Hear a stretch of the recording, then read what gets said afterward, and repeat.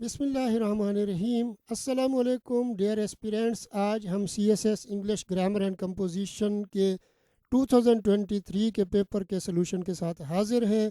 हम आपको अपने institute Aziz institute of competitive exams की जानिब से वेलकम कहते हैं। आप हमारे इंस्टीट्यूट को भी ज्वाइन कर सकते हैं। आप हमारे व्हाट्सएप ग्रुप जो ASAICE के नाम से है उसको ज्वाइन कर सकते हैं। आप हमारे फेसबुक पेज जो अजीज़ इंस्टीट्यूट ऑफ कंपेटिटिव एग्ज़ाम्स के नाम से है उसको लाइक कर सकते हैं। हमारे यूट्यूब चैनल को सब्सक्राइब कर सकते हैं ताकि आपको इस तरह की और मुफीद वीडियोस मिलती रहे। दिए गए एड्रेस और कॉन्टैक्ट नंबर पे भी आप हमसे रब्ता कर सकते हैं। तो अब हम चलते हैं जी अपने लेक्चर की जानिब, पेपर की जानिब। तो ये क्वेश्चन नंबर 4 था जी, correct only 5 of the following, यानी दिए गए गलत फिक्रात में से आपने कोई से 5 ठीक करने थे और 2 नंबर का 1 था, तो 10 नंबर इस तरह से बनेंगे। तो अब हम देखते हैं कि जी क्या फ़िक्रात दिए गए थे गलत जिसको आपने दुरुस्त करना था। तो पहले है जी, has knowledge of languages and international relations aid him in his work.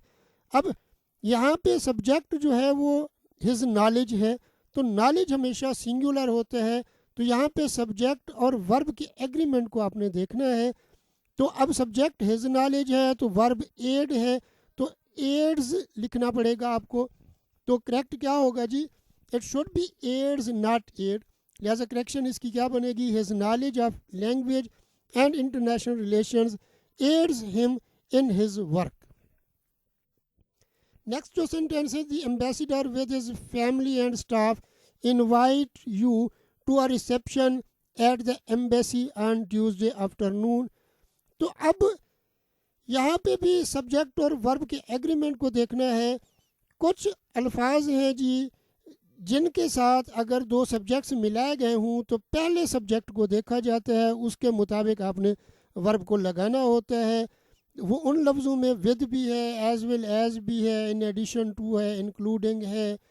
तो अब यहाँ पे अगर देखें तो विद के साथ क्योंकि मिलाया गया है, तो पहला जो सब्जेक्ट है वो है दी एम्बेसडर। तो एम्बेसडर क्योंकि सिंगुलर है तो वर्ब इनवाइट की जगह पे क्या हो जाएगा, इनवाइट्स। तो करेक्ट क्या होगा जी, the ambassador with his family and staff invites you to a reception at the embassy on Tuesday afternoon. This year he will sit in the CSS examination. अब यहाँ पे प्रपोजिशन की गलती है, सिट इन नहीं होता। सिट इन का मतलब तो होता है धरना देना। सिट फार होता है किसी इम्तिहान में अपीयर होने की सेंस में। तो लफ्ज़ अपीयर भी वैसे यहाँ पे लिखा जा सकता है, लेकिन क्योंकि हमने यहाँ पे वर्ब की नहीं, यहाँ पे ओरिजिनल जो गलती है वो प्रपोजिशन की है, तो बेहतर यही है कि आप इसको करेक्ट कर लें। This year he will sit for the CSS examination. आगे जी, the chief executive will let us know whether और not he can attend the meeting. तो अब यहाँ पे अगर देखें तो वेदर और नॉट इकट्ठे इस्तेमाल आमतौर पे नहीं होते। वेदर का मतलब होता है आया कि ऐसा होगा या नहीं होगा, तो ईदर के साथ तो आर का कम्बिनेशन जनरली होता है। तो अब इसको हल करने के 2 तरीके हैं, या तो आर नॉट को एंड पर ले जाइए या फिर आर नॉट को उड़ा ही दीजिए। लिहाजा क्या होगा, the chief executive will let us know whether he can attend the meeting, या आप इसके साथ whether he can attend the meeting or not को एंड पे भी लिख सकते हैं। अगर whether he can attend the meeting आप कर देंगे यहाँ तक भी फिक्रा ठीक हो जाएगा, लेकिन अगर आप आर नॉट को एंड पे भी लिख देंगे तब भी ये फिक्रा ठीक होगा। When he came back from vacation, Aslam and me planned to look for another apartment. अब फिक्रे के दूसरे हिस्से को अगर हम देखें तो असलम सब्जेक्ट है और उसके साथ भी जो लफ्ज़ ऐड किया गया एंड के साथ वो भी सब्जेक्टिव केस आना चाहिए, क्योंकि वर्ब से पहले हमेशा आगे देखें ना प्लान का लफ्ज़ लिखा हुआ है, तो वर्ब से पहले हम हमेशा सब्जेक्टिव केस ही लगाया करते हैं, माँ सिवाय जो चंद अल्फाज हैं जिनके साथ हमेशा आनी ही ऑब्जेक्टिव केस होती है उनके अलावा। तो अब यहाँ पे क्या आ जाएगा, एक तो मी की जगह पे आई आ जाएगा, और प्लान जो है वर्ब जो अगर देखें तो पीछे वाला हिस्सा देखें, फ़िक्रे का जो पहला हिस्सा है जो प्रिंसिपल क्लास है उसमें हमने क्या इस्तेमाल किया हुआ है जी, केम इस्तेमाल किया हुआ है। तो अब वहाँ पे अगर पास्ट है तो अगला हिस्सा भी पास्ट में आना चाहिए। तो अब प्लान की जगह पे प्लान्ड हो जाएगा। तो दो गलतियाँ हैं, एक तो मी की जगह आई और प्लान की जगह प्लान्ड हो जाएगा। When he came back from vacation, Aslam and I planned to look for another apartment. तो ये इसकी करेक्शन होगी। अब इसकी सारी स्ट्रक्चर को चेंज मत कर दीजिए कि इसको किसी और कंडीशन में फ्यूचर और प्रेजेंट की कंडीशन में ले जाएं, तो वो एक्सप्रेशन ठीक नहीं होगा, क्योंकि हमने ओरिजिनल जो गलती है उसको आइडेंटिफाई करना होता है, ना कि उसको मज़ीद कॉम्प्लिकेटेड बना देना होता है या उसको एंटायरली चेंज कर देना होता है, क्योंकि इतना ज़्यादा गलती उसने दी नहीं होती। ज़्यादा से ज़्यादा एक या दो गलतियां वो देता है। आप सारा ही स्ट्रक्चर उड़ा के रख दें और सारे स्ट्रक्चर को चेंज करने बैठ जाए तो वो बेहतर नहीं होगा। अब if some of you make a noise they shall be punished. अब आप देखिए सम जो है वो सिंगुलर है, तो वर्ब यहाँ पे प्लूरल के हिसाब से आया हुआ है। वो तो आपके बाद तो हमेशा आता ही प्लूरल है, वो तो यू इस वजह से लिखा हुआ है। तो अब सम ही यहाँ पे सब्जेक्ट है कि अगर आप में से कोई शोर करता है तो उसे सज़ा दी जाएगी। तो यहाँ पे अगर देखें तो सम की वजह से जो लफ्ज़ मेक है वो मेक्स में तब्दील हो जाएगा, और क्योंकि सम सिंगुलर होता है तो दे क्योंकि प्लूरल के लिए इस्तेमाल होता है तो दे की जगह पे ही आ जाएगा, और ही के साथ क्योंकि शैल नहीं लगता उसकी जगह पे विल आ जाएगा। लिहाजा क्या हो जाएगा, if some of you makes a noise he will be punished. अब कुछ लोग हैं इसको क्या कर देंगे जी, यू विल बी पनिश्ड और मेक रहने देंगे। तो वो भाई सम के हिसाब से देखिए, सम के हिसाब से तो आपको वर्ब चेंज करना ही पड़ेगा। तो मेक्स अगर लगाएंगे तो फिर आगे यू नहीं आएगा, क्योंकि सम को ही हमने सब्जेक्ट के तौर पे कंसीडर किया है, तो उसे सज़ा दी जाएगी, तुम्हें सज़ा दी जाएगी तो नहीं। क्योंकि कहा गया अगर आप में से कोई शोर करता है, यानी इसमें यह नहीं कहा गया कि आपने ही सिर्फ शोर करना है। आपसे मुराद जो वहाँ पे बैठे हुए हैं, ये कर्टसी में हम कहते हैं जी आप तमाम में से। अब he came to me to inquire what is the salary attached to the appointment. अब एक बात हमेशा याद रखिएगा जी, जो सबऑर्डिनेट क्लास होता है वो कभी भी सवालिया नहीं हुआ करता, लिहाजा उसके सवालियापन को आपने क्या करना होता है, ख़त्म कर देना होता है। व्हाट इज़ द सैलरी की जगह पे इसको कहाँ पे ले जाएंगे, सब्जेक्ट के बाद दी सैलरी के बाद ले जाएंगे, तो फिर ये करेक्ट आपका फ़िक्रा बनेगा। इसको किसी और अंदाज में लिखने की ज़रूरत नहीं है। यहाँ पे प्रेपोजिशन की गलती नहीं है कि इसको इंक्वायर अबाउट द सैलरी कर दे, वो स्ट्रक्चर ही एंटायरली चेंज कर देने वाली बात होगी। लिहाजा वो स्ट्रक्चर उस तरह से चेंज ना ही कीजिए, बल्कि जो एक रूल है कि subordinate class can never be interrogative, तो उसको ही ठीक कर लीजिए। तो उसका सवालियापन ख़त्म कर दीजिए, इसको जो है सब्जेक्ट के बाद ले जाइए। तो अब करेक्ट क्या बनेगा, he came to me to inquire what the salary was attached to the appointment. आगे जी, I am too tired that I do not hunt words and idioms in my English book। अगर आप इसको negative connotation में ले जाना चाहते हैं तो फिर वो वाली कंडीशन बनेगी he is too weak to walk वाली।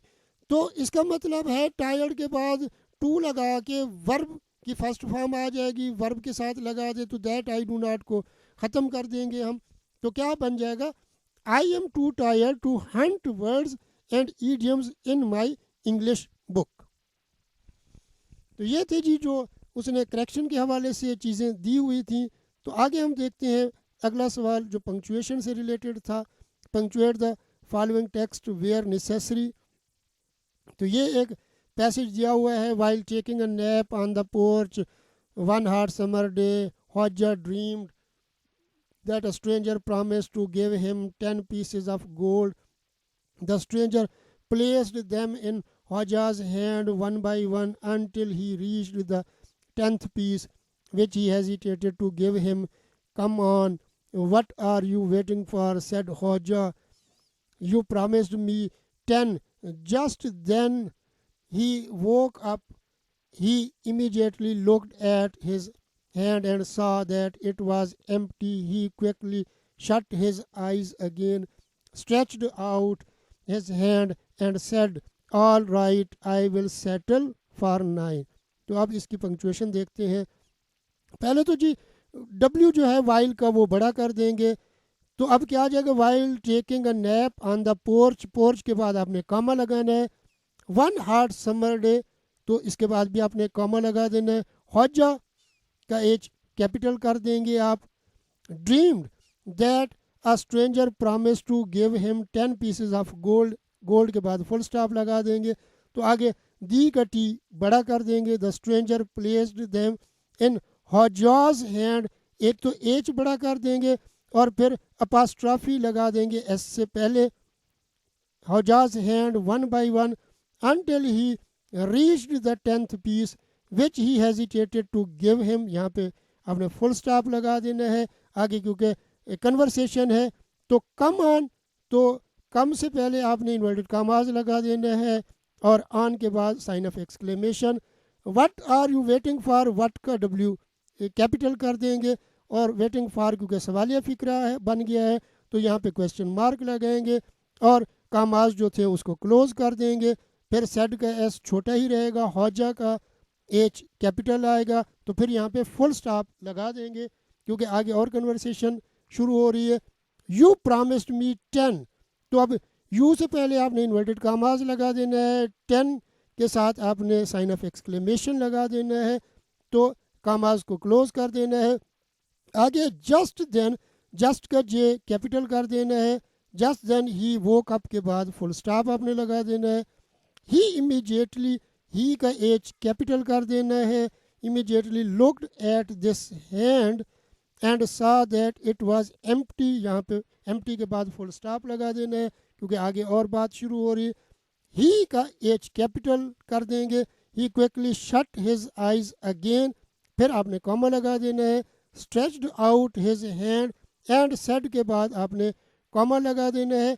ऑलराइट, अब क्योंकि आगे कन्वर्सेशन है उसकी बात है तो ऑलराइट से पहले आपने क्या लगा देना है? इन्वर्टेड कामा लगा देना है. इन्वर्टेड कामा के बाद क्योंकि पहला लफ्ज़ कैपिटल आते हैं तो आल का ए कैपिटल हो जाएगा. तो राइट, ऑलराइट के बाद आपने कामा लगाना है. आई विल सेटल या आई शैल आप कह रहे तो आई के बाद डबल एल से पहले आपने अपास्ट्रॉफी लगानी है. Settle for 9. इसके बाद आपने क्या लगा देना है? साइन ऑफ एक्सक्लेमेशन लगा देना है और कामाज को क्लोज कर देना है.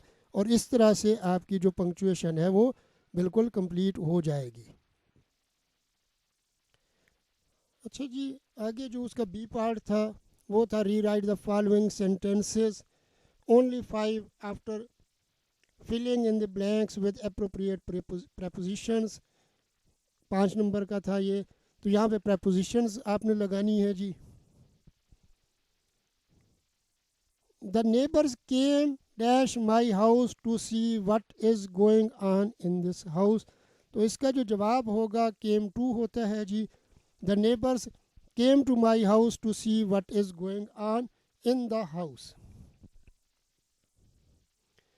She sat dash the shade of the tree. अब यहाँ पे आप in और under दोनों में से कोई भी लगा सकते हैं. लिहाजा आप she sat in the shade of the tree भी कर सकते हैं. she sat under the shade of tree भी कर सकते हैं. दोनों ठीक होंगे. इनमें से जो भी लिख देंगे आप. The moon does not shine its own light. अब शाइन बाई या तो लगा दे अगर एक लफ्ज़ लगाना है या बिकॉज ऑफ भी लगा सकते हैं. लेकिन बेहतर है कि दो लफ्ज़ लिखने की बजाय एक ही लिख लीजिए. तो क्या हो जाएगा? The moon does not shine by its own light. The burglar jumped dash the compound wall, burglar जो है वो नक लगाने वाले को कहती है। तो जंप ओवर होता है जी, तो क्या हो जाएगा, the burglar jumped over the compound wall. She entered dash an agreement with them, तो एंटर इनटू होता है, तो क्या हो जाएगा, she entered into an agreement with them. I have been working hard dash arithmetic, तो ऑन होगा जी, I have been working hard on arithmetic. ये प्रोफिशेंसी के मानू में, महारत के मानू में इस्तेमाल होता है, स्किल के मानू में। He got dash his bicycle, तो गॉट ऑन होता है सवार होना।